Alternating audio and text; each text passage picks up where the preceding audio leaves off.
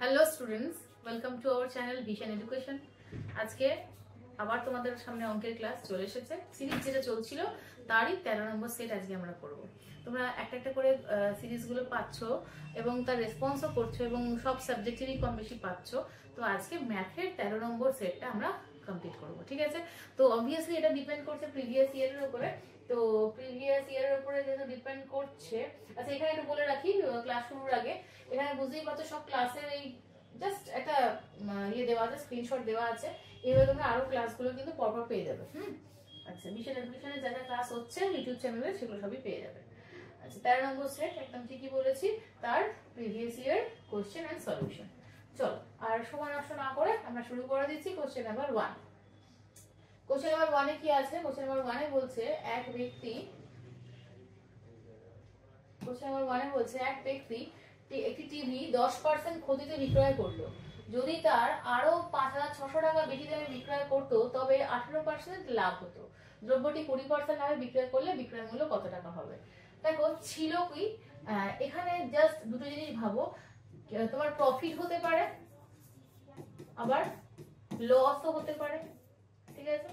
যদি দুটোই প্রফিট হয়, যদি দুটোই সেম থাকে, সেম থাকলে আমরা কি করব? মাইনাস করব। আর অপোজিট থাকলে আমরা কি করব? প্লাস করব। এটা মাথায় রাখো। মানে আমি বলতে চাইছি দুটো যদি প্রফিট বলে তাহলে মাইনাস, দুটো যদি লস বলে তাহলে মাইনাস, একটা প্রফিট আর লস যদি বলে প্লাস, আবার একটা লস যদি একটা প্রফিট বলে তাহলে প্লাস, ঠিক আছে? আচ্ছা, এখানে কি বলে 10% ক্ষতিতে ছিল আর হয়ে গেছে কত? 18% লাভ। তাহলে মাইনাস 10% থেকে চলে এসছে 18%-এ। তাহলে আমি বলবো এটা 28% ও ইনক্রিজ করেছে। লজিক্যালি ভাবি, মাইনাস 10 থেকে তো ফার্স্টে 0-তে আসবে, মানে 10% এগোবে, সেই 10 থেকে আবার 18-তে আসবে, মানে মোট হচ্ছে 28% এগোবে। তো এখানে 28% আর ওখানে কত? 5,600। তাহলে আমি বলতেই পারি এই 28% মানেই হচ্ছে 5,600। হয়ে গেছে। প্রশ্ন কি করেছে? 20% লাভে। তো 20% লাভ মানে কত? 120%।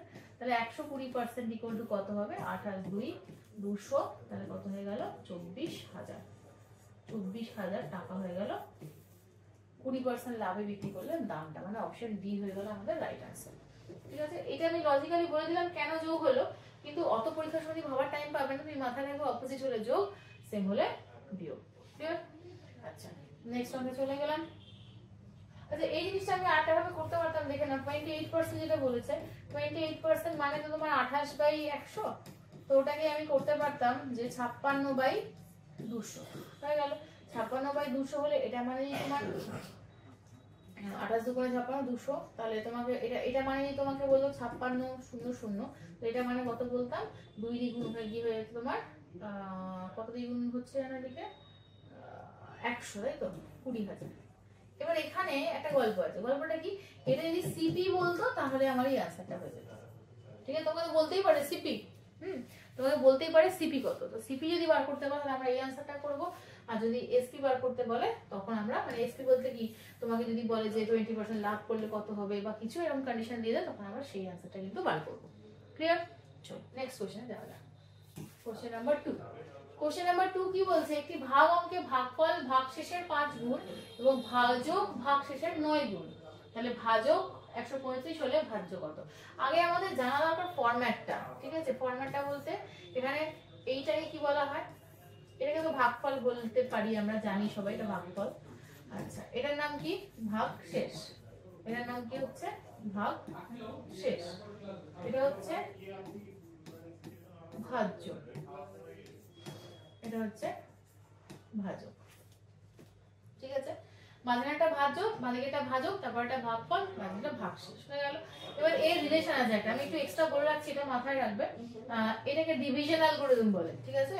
কোনোদিন হয়তো প্রশ্ন তুলে দিল, কারণ এটা তোমার সিলেবাসের বাইরে না, কোনোদিন বলতেই পারে ডিভিশন অ্যালগরিদমটা কি।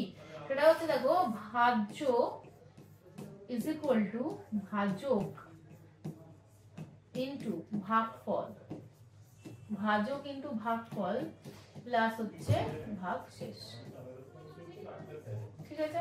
তাহলে ভাজ্য ইজ ইকুয়াল টু ভাজক ইনটু ভাগফল প্লাস ভাগশেষ। এই রিলেশনটা কিন্তু আমাদের মাথায় রাখতে হবে, ঠিক আছে?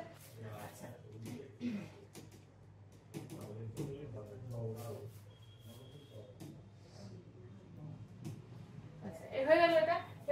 অঙ্কটা কি করবো দেখো, অঙ্কটা বলেছে আমি এই ফরম্যাটটা জাস্ট আঁকছি, বলেছে ভাজক বলে দিয়েছে 135, বসিয়ে দিলাম, হয়ে গেছে। এবার বলছে ভাগ অঙ্কে ভাগফল হচ্ছে ভাগ শেষের 5 গুণ, ভাজক হচ্ছে ভাগ শেষের 9 গুণ, ভাজক হচ্ছে ভাগ শেষের 9 গুণ। ভাবো ভাজক যদি ভাগ শেষের 9 গুণ হয় তাহলে ভাগ শেষ কি হবে, ভাজকের 9 ভাগ হবে, তাহলে 9 ভাগ যদি হয় তাহলে 135 কে 9 দিয়ে ভাগ করলে কত হবে, 9 15 135, তাহলে এখানে 15 হয়ে গেল, বুঝে গেল।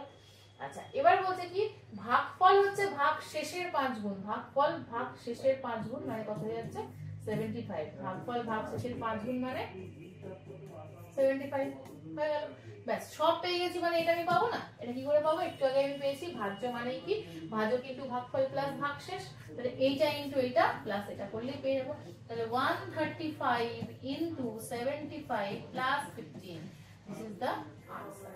এবার কিছু করার নেই, তোমাকে গুণটা তো করতেই হবে, তো গুণটা করে ফেলি আমরা, আর করতে হবে, গায়ে জড়েসের লাভ নেই, এই গুণটা করে যোগ করে আমাদের আনসার। 5 5 এ 25 এর 5 হাতে 2, 15 আর 2 17 7 হাতে 1, 7 হয়ে গেল। 5 7 এ 35 এর 5 হাতে 3, 21 আর 3 এ 24 এর 4 হাতে 2, 7 9, তাহলে কত হলো 5 12 2 হাতে 1, 8 12 2 হাতে 1, 10, 10,225 হলো কি গুণফলটা। এর সঙ্গে আবার কি করতে হবে, অ্যাড 15 করতে হবে, তাহলে অ্যাড 15 করলে কত হয়ে গেল 40, তাহলে 1 0 2 4 0, ঠিক আছে 1 0 2 4 0, কোথাও এটা ভুলে গেল মনে হচ্ছে, গুণে আবার ভুলে গেল 12 1, এটা আবার দেখে নি 5 5 25 2, ও হো হো হো 6 হবে এটা, ও 5 12 2 হাতে 1, এটা 11 মানে 1, ঠিক আছে 1 হবে। তাহলে কত হয়ে গেল, এটা তোমার প্লাস দিয়েছিলাম এটা, তো তাহলে 5 40 হয়ে গেল, এটা 1 হয়ে গেল, 1 1। তাহলে আমি তোমার এই ক্যালকুলেশনটা না মুছে করি, কারণ এই ভুলের মধ্যে করলে আবারও ভুল হবে, একটু দেখে নাও। যারা শুধুমাত্র 300 করে সেটা দেবো, তাহলে 850 টাকা 300 করে সেটা হবে। কত আছে 135 ইনটু 75,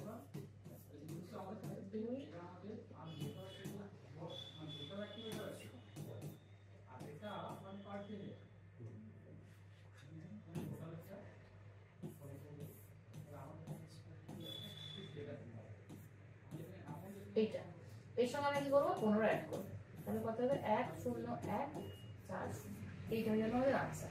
তাহলে 1 0 1 4 0, এটা একটু ক্যালকুলেশনের জন্য মানে ভুলে গেছিল, টাইমটা বেশি লাগলো, ক্যালকুলেশনটা একবার করতে পারলে কিন্তু টাইম শুধু গুণের টাইমটাই লাগছে, আর কিছু কিন্তু টাইম লাগছে না, এইটা জানলে তুমি এমনি অঙ্কটা করতে পারবে।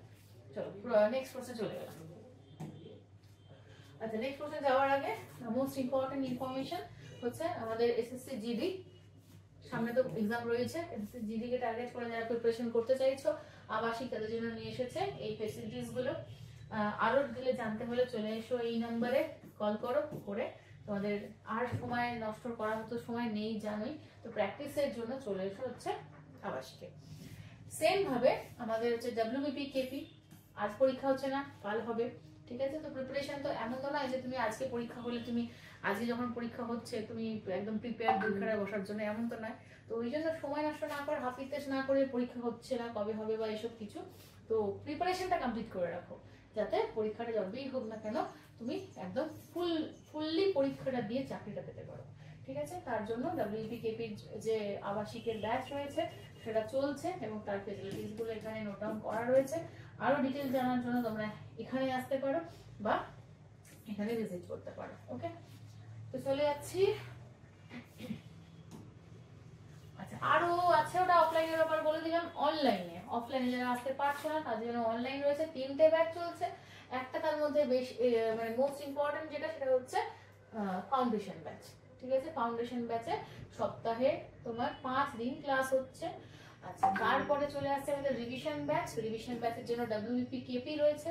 রিভিশন ব্যাচ হয়ে গেলে যাদের রিভিশনের মধ্যে প্রয়োজন নেই, আমাদের রিভিশন অবধিও হয়ে আছে, বললে আমাদের প্র্যাকটিস দরকার, তাদের জন্য রয়েছে এই ব্যাচটি ডব্লিউপি কেপি। আমি একটু উল্টো বলে, এটা রিভিশন ব্যাচ, এটা হচ্ছে প্র্যাকটিস ব্যাচ আমাদের, ঠিক আছে। এইটা হচ্ছে একদম অ্যাডভান্সদের জন্য, এটা হচ্ছে মিডিয়া লেয়ারের তাদের জন্য, আর এটা একদম ফাউন্ডেশন ব্যাচ। ওকে, তো এই হেল্পলাইন নাম্বার রয়েছে, অবভিয়াসলি কোয়ারি থাকতেই পারে, কল করো, ফোন ওঠাও, কল করো, দিয়ে চলে এসো। চলো নেক্সট প্রশ্ন, কোশ্চেন নাম্বার 3 কি বলছে, কোন ব্যবসায় 7,000 টাকা মোট মূলধনের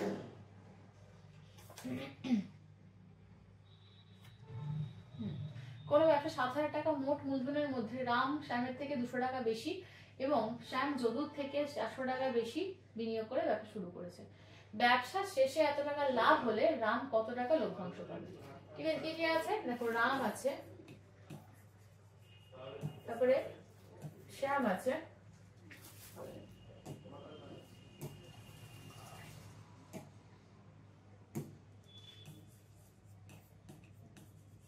রাম আছে, শ্যাম আছে, আর কে আছে, যদু আছে, তাই তো? রাম শ্যাম আছে আর যদু আছে, হয়ে গেল। এবার ভালো করে পর প্রশ্নটা কি বলছে, রাম শ্যামের থেকে 200 টাকা বেশি এবং শ্যাম যদুর থেকে 400 টাকা বেশি। তাহলে যদু যদি x টাকা হয় তাহলে শ্যাম কি হয়ে যাচ্ছে, x প্লাস 400 টাকা হচ্ছে। আমার ব্যাক থেকে করলে সুবিধা হচ্ছে কি, আমার বিয়োগের প্রশ্নটা আসলে যোগেই চলে আসছে। আর রাম হচ্ছে শ্যামের থেকে 200 টাকা বেশি, তাহলে রাম যদি শ্যামের থেকে 200 টাকা বেশি তাহলে x প্লাস কত হয়ে গেল, 600 হয়ে গেল। সব মিলিয়ে তো 7,000 টাকা, তাহলে আমি এই সবগুলোকে যোগ করলে কি পাচ্ছি, সবগুলোকে যোগ করলে পেয়ে যাচ্ছি 7,000, 7,000। তাহলে x plus x plus x that is 3x, আর এখানে কত হয়ে গেল প্লাস 1000 ইজ ইকুয়াল টু কত, 7,000। তাহলে আমরা বলতেই পারি x ইজ ইকুয়াল টু কি, 2,000। ঠিক আছে, মাইনাস করে 6,000, 3 ডিভাইড করে 2,000, তাহলে x এর মান যদি 2,000 হয়ে যায় তাহলে দেখো আমি রাম শ্যাম আর যদুর মূলধনের অনুপাতটা পেয়ে গেলাম না। রামের কত হচ্ছে 2,000 প্লাস 600, তার মানে কত 26 লিখে দিলাম। শ্যামের কত পেলাম 2,000 প্লাস 400, আমি 24 লিখে দিলাম। যদুর কত পেলাম 2,000 মানে 20 লিখে দিলাম। কাটাকাটি করলে কত হয়ে গেল 13, 12 আর হচ্ছে 10। ব্যাস, টাকা ভাগ করে নাও, রেশিও পেয়ে গেছি। কত টাকা ছিল, 3500 টাকা লাভ হয়েছে, 35ই হচ্ছে যোগ করে, দেখো যোগ করে কত হচ্ছে 35, তার যোগ করে যদি 35 হয়, 35 মানেই তো 3500, কত দিয়ে গুণ করলে আসছে 100 দিয়ে গুণ করলে আসছে, তো যা চাইবে তাই পেয়ে যাবে। রামের লভ্যাংশ, রাম মানে কোনটা এটা, তাহলে কত হয়ে যাচ্ছে 1300। 35 মানে 35 হলে 13 মানে কত হয়ে যাচ্ছে 1300। ঠিক আছে, তো এই জায়গাটা আমাদের করতে লাগছে, না করলে আমরা কি, যেহেতু একজনের টাকাটা আননোন রয়েছে তার উপরে ডিপেন্ড করে সবার টাকাটা বলেছে, সেহেতু আমাদের ওটা ওই এক্স পোর্শনটা করতে লাগছে। ঠিক আছে, না হলে কিন্তু অঙ্কটা অন্তত জটিল হবে। নেক্সট কি বলছে দেখো, এক ব্যক্তি 120 কিলোমিটার দূরত্ব 20 ঘন্টায় অতিক্রম করে, সে সম্পূর্ণ পথের অর্ধাংশ হাফ 3/5 অংশ সময় অতিক্রম করে। আচ্ছা, এইখানে গল্পটা হয়ে গেল, পথের অর্ধাংশ সেটাও আছে রিলেশনটা, আবার তোমার যে সময়টা তার হচ্ছে 3/5 অংশ, মানে মোট সময় কিন্তু ইউজ হয়নি। ওকে, অতিক্রম করে বাকি অংশের ক্ষেত্রে তার গতিবেগ কত কিলোমিটার পার আওয়ার ছিল, তাহলে আমাদের এই অর্ধাংশ রাস্তাটা কত সেটা বাদ দিলে, আর 3/5 অংশ সময় সেটা বাদ দিলেই বাকিটা পেয়ে যাবো। আচ্ছা, হাফ রাস্তা একটুখানি যদি ফাঁকিবাজি করার চেষ্টা করি, সবসময় সেই চেষ্টাই কিন্তু থাকবে আমাদের, তো সেটা কি অর্ধাংশ, অর্ধাংশ মানে বাকি অর্ধাংশ রয়েছে 60, অসুবিধা কিছু নেই। আচ্ছা, মোট সময়ের 3/5 অংশ সময় অতিক্রম করে ফেলেছে, 3/5 অংশ সময় চলে গেলে বাকি থাকবে 2/5 অংশ সময়, 20 2/5 অংশ সময় মানে কত 4, 8, তাহলে কত হয়ে গেল 8। তাহলে এখন যে বাকি রাস্তা রইলো সেই রাস্তার গতিবেগ কত হবে 60/8, মানে আমি বলতে চাইলাম এটাই, 20 3/5 করলাম, বিয়োগ করলাম, এসব করার কোনো দরকার নেই, আমি যেটা লাগবে সেটা বার করে নিয়েছি। তাহলে কত হয়ে গেল 4 2 4 15, তাহলে কত হয়ে গেল 7.5 কিলোমিটার পার আওয়ার হয়ে গেল আমাদের আনসার। ঠিক আছে, আমি এখানে একটুখানি তোমাদের নোট ডাউন করে দিচ্ছি একটু ডিটেলে, তাহলে সুবিধা হবে বুঝতে। দূরত্ব মানে ডিস্টেন্স মানে কত হয়ে যাচ্ছে এখানে, ডিস্টেন্স মানে হয়ে যাচ্ছে তোমার 120 ইনটু হাফ, তাহলে কত হয়ে গেল 60 কিলোমিটার। ক্লিয়ার? আচ্ছা, টাইমটা কি হয়ে যাচ্ছে, টাইম হয়ে যাচ্ছে তোমার, মোট সময় ছিল 20 ঘন্টা, তার 3/5 অংশ সময় আমার চলে গেছে, তো 5 এর মধ্যে 3 ঘন্টা বেরিয়ে গেলে পড়ে থাকবে ক ঘন্টা, 2 ঘন্টা, তাহলে 2/5, কত হয়ে গেল এখানে 8 ঘন্টা হয়ে গেল। আচ্ছা, এবার হচ্ছে তোমাকে কি বলছে গতিবেগ বার করতে হবে। গতিবেগ মানে কি স্পিড, স্পিড মানে কি স্পিড মানে হয়ে যাচ্ছে কি distance by time. Distance by time, distance কত হচ্ছে 60/8। এই এত ডিটেইলে করার কোনো দরকার নেই, আমি এখানে জাস্ট একটা লাইনে শর্টকাটটা করেছি আর ডান দিকে কিন্তু ওই যে স্টেপগুলো জাম্প করে করেছি সেগুলো আমি মেনশন করে দিয়েছি। ওকে, যার অসুবিধা দেখে নেবে, নাহলে বাকি এইটুকুনিতেই হয়ে যাবে। নেক্সট কোশ্চেন নাম্বার 5 বলছে পরপর দুটি অখণ্ড সংখ্যার বর্গের পার্থক্য 37 হলে বৃহত্তম সংখ্যাটি কত?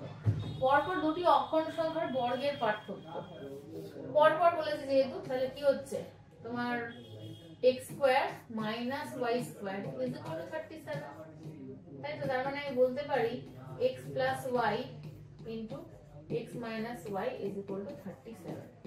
তো কি করে হবে দেখি, কোনটা করলে হবে বৃহত্তম সংখ্যাটি? দেখো এইখানে এইটা করে খুব একটা তুমি সুবিধা করতে পারছো না, ঠিক আছে? দেখা যাক বৃহত্তম সংখ্যা যদি 17 হয়, বৃহত্তম সংখ্যা বর্গের পার্থক্য বলে 17 যদি হয় বৃহত্তম সংখ্যা, তাহলে আগেরটা কত হয়ে যাবে? পরপর বলে 16, তাহলে 16 স্কয়ার আর 17 স্কয়ারের পার্থক্য কি 37 হচ্ছে না?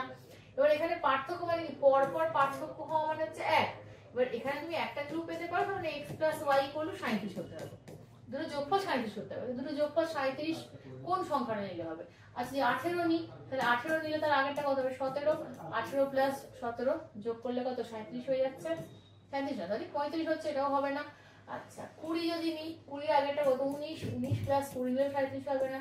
19 যদি নি, 19 এর আগে কত? 18, 18 + 19 করলে দেখো কত হয়ে যাচ্ছে 37। তাহলে আনসার কত হয়ে গেল? 19। তাহলে জিসটা কি পেলাম আমরা? পরপর যেহেতু সংখ্যা দুটো আছে, তাহলে বর্গের পার্থক্য মানেই তো হচ্ছে x + y, x - y। তাহলে এখান থেকে এই যে x + y, এই -y, x - y তো কোনো ভ্যালুই নেই এখানে, কারণ এটা 1 হয়ে যাবে। 1 এর সঙ্গে যাই গুণ করো সেই সংখ্যাটাই হয়ে যাচ্ছে। তাহলে এখানে এইটাকে আমি অমিট করতেই পারি। তাহলে পড়ে রইল কি x + y। তাহলে x + y = 37। তাহলে এখানে অপশনে বড় সংখ্যাটা দেওয়া আছে, তার আগেরটা আমি অ্যাজিউম করে নিই যার যোগফল 37 হবে, সেটাই হয়ে যাবে আমার আনসার। তাহলে আনসার কত হয়ে গেল? Option D 19। 19 এর আগের সংখ্যা হচ্ছে 18, 18 + 19 that is equal to 37। Next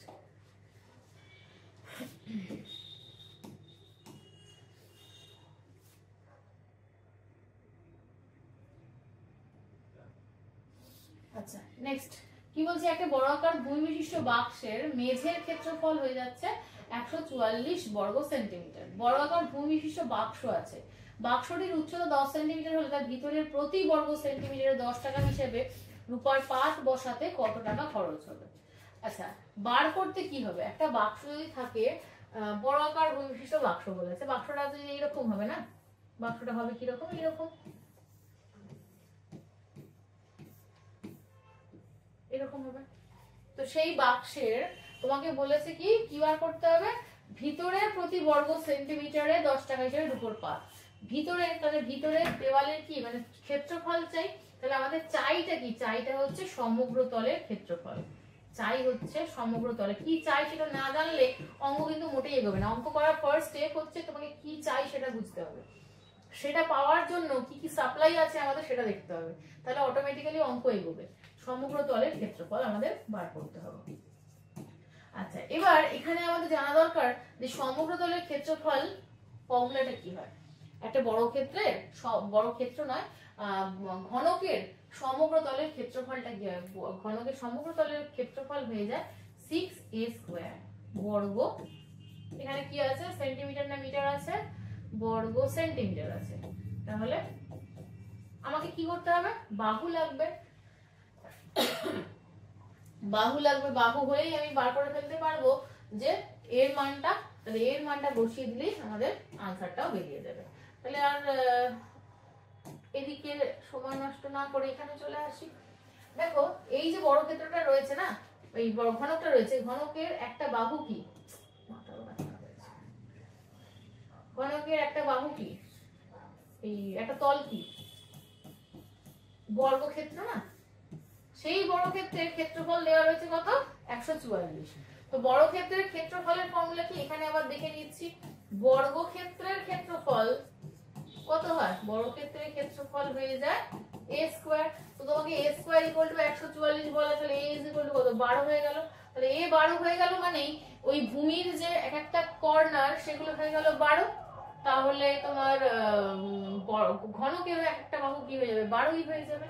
বাস, তাহলে 6 ইনটু 12 স্কয়ার, এখানে 12 স্কয়ার মানে 144 যা আছে হয়ে গেছে। আচ্ছা এবার ওখানে দেখো বাক্সটা উচ্চতা বলেছে, আচ্ছা উচ্চতা বলে দিয়েছে না, উচ্চতা 10 সেন্টিমিটার বলেছে। এখানে একটা জিনিস গন্ডগোলটা করেছে, বাক্সটার না ভূমিটা হচ্ছে তোমার বর্গক্ষেত্র, কিন্তু বাক্সটা পুরোটা এরকম না, বাক্সটা দেখতে এরকম হবে। এই যদি ভাবি, দাঁড়া আছে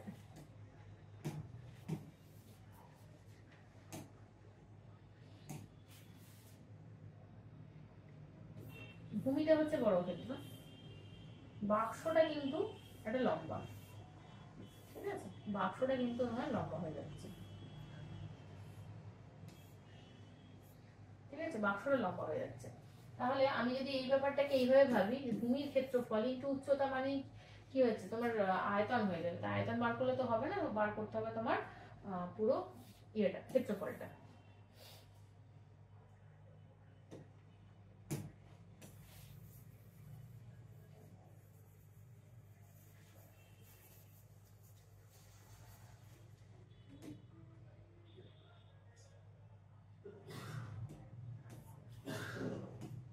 এক সেকেন্ড,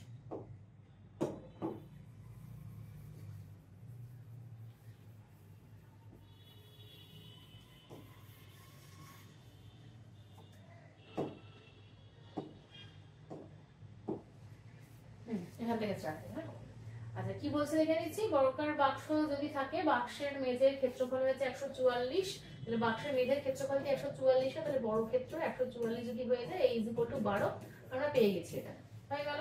এবার বলছে বাক্সটির উচ্চতা হচ্ছে 10 সেন্টিমিটার, তাহলে ভিতরের প্রতি বর্গ সেন্টিমিটারে এত টাকা হিসাবে খরচ করলে রূপার পাত বসাতে কত টাকা খরচ করবে।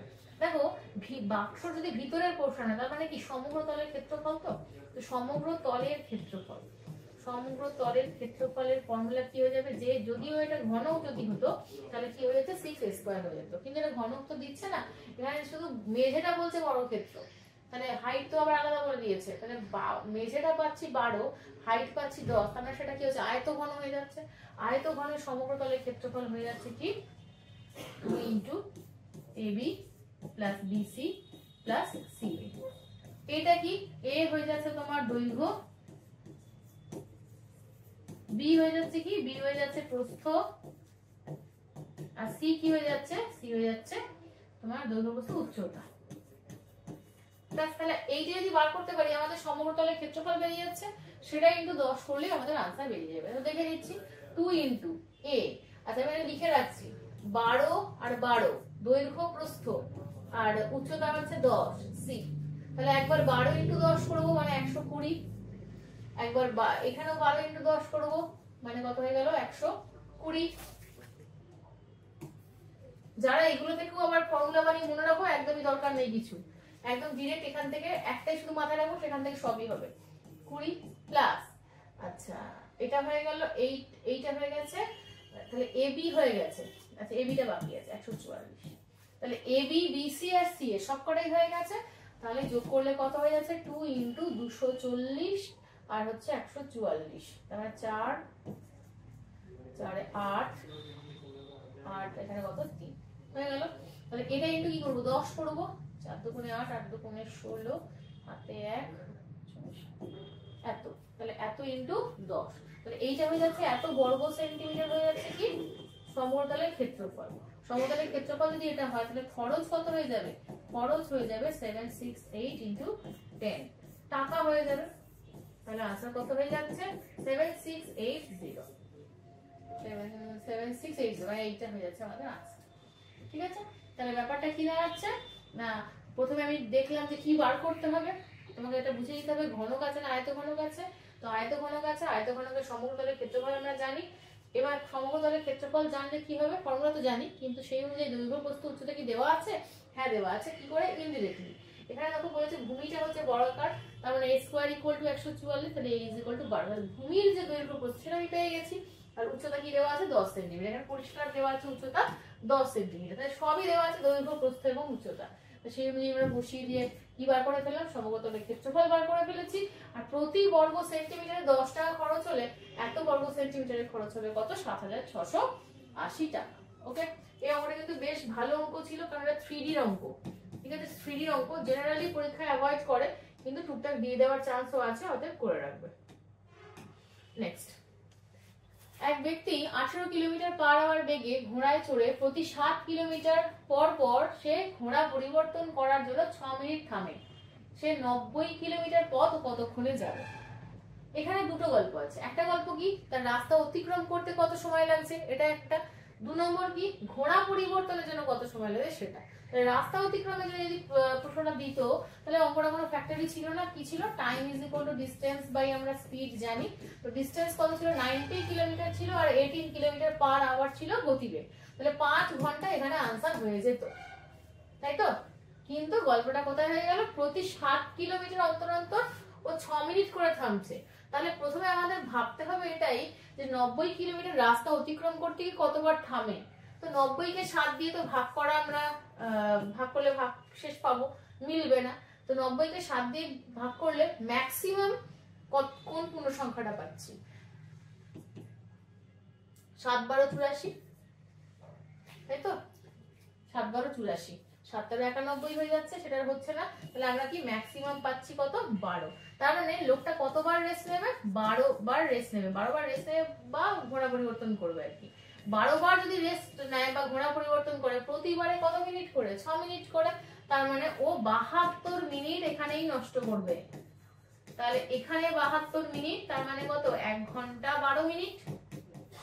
72 মিনিট মানে কত, 1 ঘন্টা 12 মিনিট। তাহলে এখানে 1 ঘন্টা 12 মিনিট, এখানে 5 ঘন্টা, সব মিলিয়ে কি হয়ে গেল,